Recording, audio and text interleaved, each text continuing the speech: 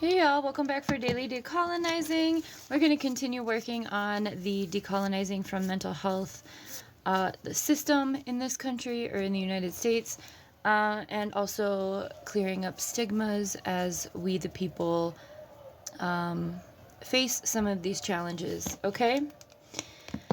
The first prompt: how do I act or behave when someone is in emotional distress? Do I know and understand how stress and trauma can cause psychosis or emotional distress or mental crisis? And do I know what a 5150 is? I'm going to expand on that last one a little bit. A 5150 is the police code for a threat to self or others.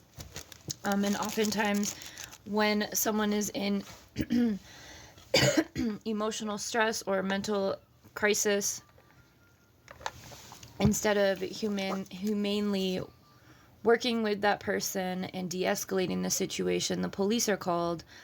As we know, oftentimes that ends in a police shooting, a murder of someone who is in mental distress. There have been new avenues introduced to alleviate this issue. Some police do de-escalation work. There has been that new mental health code or mental health crisis line as well. What is it? 988. But ultimately, when someone is in emotional or mental stress or crisis, one of the most important things is to not escalate the situation, which of course the police do. A lot of the times social workers and other county workers can get involved.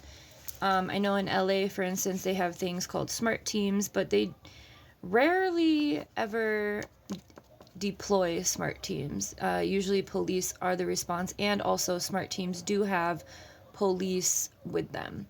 All this to say is that criminalization is not the answer to supporting someone in a mental health crisis, and we are going to go more into that and why that is the response now.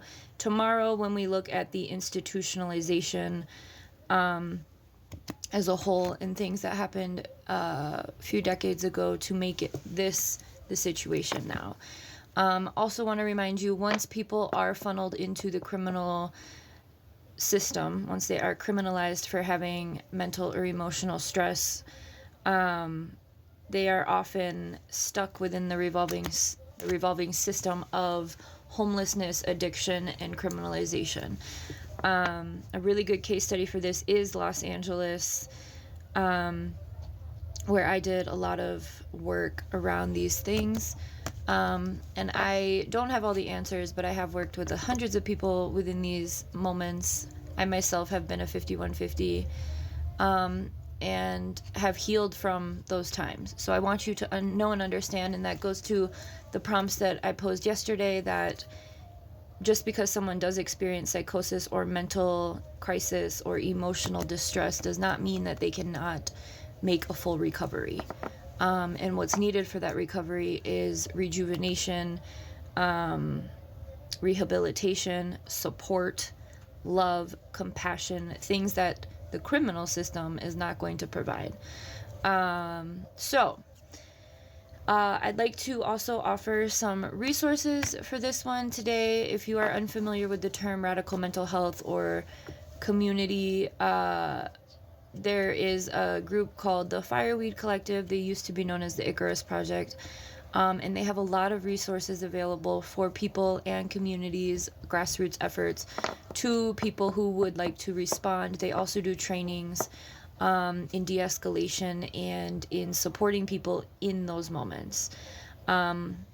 We know that police escalate. Police are not the answer in these things. Police are rarely the answer in when it comes to community care. All right, have a good one.